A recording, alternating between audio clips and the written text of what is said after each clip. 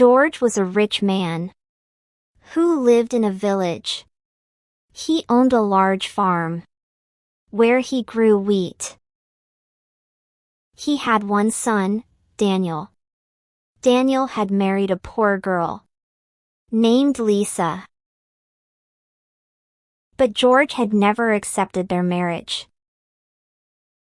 Daniel and Lisa moved to the city to live on their own. Years later, a terrible accident took Daniel and Lisa from the world. They left behind 3 children. Millie, who was 12, and her younger brothers Jack and Ben, who were 10 and 9. After hearing the sad news, George brought his grandchildren to his village. But the children did not like him at all. They knew their grandfather had never liked their mother. George wanted them to continue their studies. But Millie and her brothers often ran away from the village tutors. Every teacher who came had failed to teach them. One evening, George said, "Tomorrow, I will place an ad in the newspaper to hire a tutor." Millie crossed her arms and said, "We will chase him away. You didn't accept our mom, so we won't accept you either." George said firmly, "You have to do this. I cannot let you waste your time." Adam, the old servant, shook his head sadly. In a nearby city, a young man, Arthur, was sitting in a small tea shop, sipping tea. He was worried about his jobless days. As he flipped through the newspaper, an ad caught his eye. Wanted. Tutor for 3 children in a village. Good salary, free accommodation, and food provided. Serious applicants only.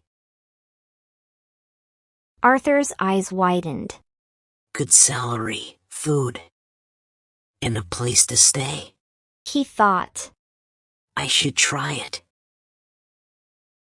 He packed a suitcase that night.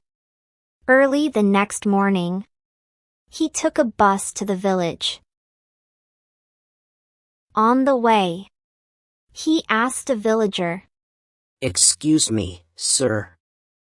Can you tell me where George's house is?" The villager smiled, but looked a little worried. "Ah, you are going to be the new tutor. Be careful. Those children, they chase away every teacher who comes. Still, the house is just at the end of the road, near the big wheat field."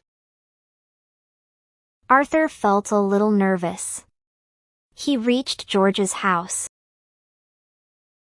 Adam opened the door. "Welcome, sir. He said politely. Please come inside." Arthur entered and was led to the drawing room. Adam offered a glass of water. Arthur noticed shadows moving. Millie, Jack, and Ben were outside the room, whispering to each other. After a while, George walked in. Arthur stood up nervously. I am Arthur. I came to give tuition." George smiled. "Please sit.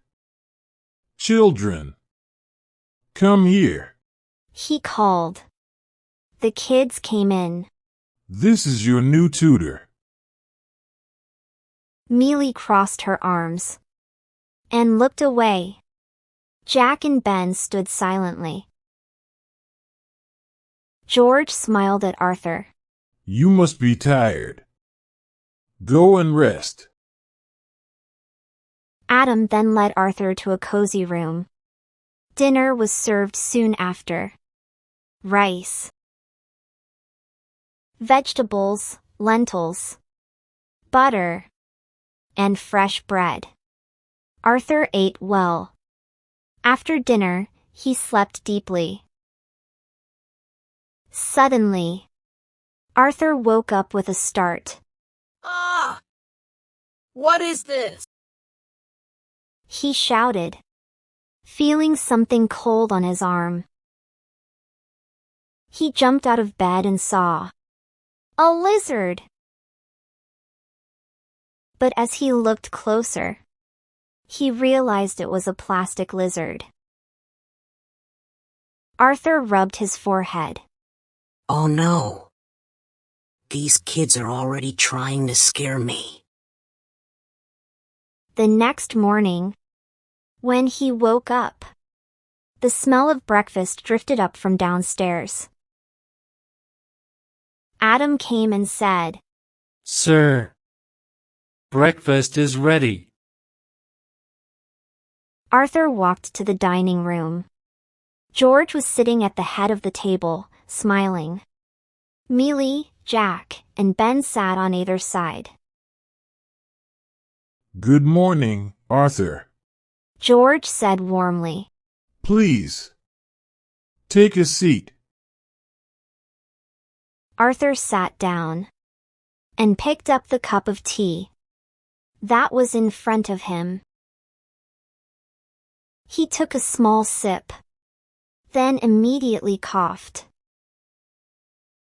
George looked concerned. Is something wrong? Arthur waved his hand. Nothing. He said, glancing at Mealy and the boys. They were all trying not to laugh. Arthur shook his head. These kids. They even put salt in my tea. After breakfast, he tried to start the tuition. All right, children. Let's begin. He said gently. He explained a concept and tried to make it fun. But Mealy, Jack, and Ben were clearly not interested. They whispered, giggled, and sometimes ran off. Arthur sighed but remained patient. Days passed. One day, he asked Adam. Why are they behaving like this? Adam shook his head. It's not that. They are bad, sir. They are angry. Their grandfather didn't like their mother because she was poor. That's why the kids don't like him and act this way. Arthur nodded slowly. I see. So it's not just mischief. It's hurt. Adam smiled sadly. Yes, sir. One day, as usual, the children were not interested in tuition. Arthur took a deep breath. Mealy. I understand. You are angry with your grandfather because he didn't accept your mom. That's okay. I will go tomorrow if you want. Mealy raised her eyebrows. Arthur continued. But think. Maybe one day, someone won't like your brothers just because they aren't educated. Mealy froze. Arthur left the room quietly. The next morning, Arthur came out of his room, carrying his bag. Mealy stepped forward. Sir, you won't go. She said, her voice trembling. Jack and Ben stood beside her. Mealy wiped her tears. I don't want anyone to reject my brothers. Like Grandpa rejected our mom. Arthur smiled. All right. I won't go. George and Adam, who had been watching from behind, smiled at each other.